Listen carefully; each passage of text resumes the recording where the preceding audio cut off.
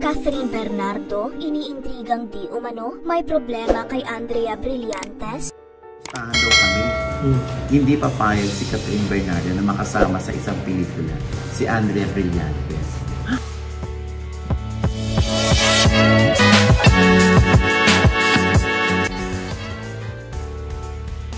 Pinagmumulan ngayon ng samot-saring diskusyon at mga opinyon mula sa mga fans ng dalawang popular na kapamilya stars na sina Catherine Bernardo at Andrea Brillantes ang isyong nakakabit ngayon sa mga ito na inilantad ng batikang talent manager na si OG Diaz. Ang nasabing espekulasyon ay siya ring ikinadawit ng pangalan ng boyfriend ni Catherine na si Daniel Padilla. Sa online show ni OG kasama ang kanyang mga co-host, natalakay ng mga ito ang nakarating na balita kay OG mula umano sa kanyang source. Chika nito na di umano ayaw daw makatrabaho ni Catherine sa isang proyekto si Andrea.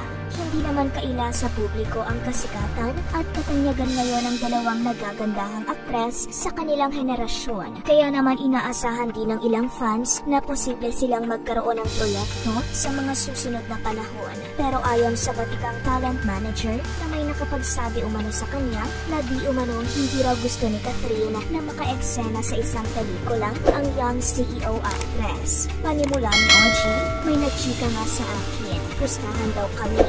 Hindi daw papayag si Catherine Bernardo na makasama sa isang pelikula si Andrea Brillantes. Aniya pa na ang dahilan ay dahil di umano sa pagkakalink ni Andrea sa nobyo nitong si Daniel dahil matatandaang may malaking paghanga ito sa boyfriend ni Catherine. Pagpapatuloy pa ni OG, di ba nga dati sobrang crush ni Andrea si DJ. Tapos parang somehow nalink yung dalawa. Tapos naintriga pa na yun daw ang cause kung bakit nagkakatampuhan si DJ sa Catherine. Sa huli sinabi ni OG na, ako naman naniniwala ako bahagi ng relasyon yung tampuhan na nauuwi rin naman sa pagkakaayos. So ako feeling ko sila pa rin. Kaya nga sabi ko sa friend ko na, bakit kailangan makipagpustahan na hindi gagawa ng movie si Catherine kasama si Andrea. Hayaan na natin yan. Malalaman din natin yung totoo. Sa kabilang banda, binalikan naman ng ilang tagahanga ni Andrea ang naging palaban na remark nito sa isang video noon laban sa mga taong ayaw sa kanya. Aniya, if you don't like me, what makes you think I like you too?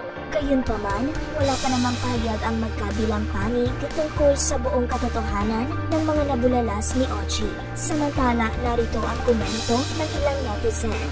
Kung totoo yan, napaka-arte naman ni Catherine. Nakakasawa na nga yung love team nila. Basta ako, Andrea Brillantes lang ako. Iba pa rin ang isang Catherine Bernardo.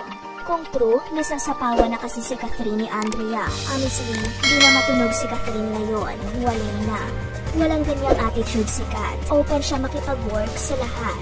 Very professional kaya yan. Nasa paligid lang ang gumagawa ng issue. Kae-epal. Ayaw nga ba makatrabaho? Ano ang opinion mo tungkol sa espekulasyon ito?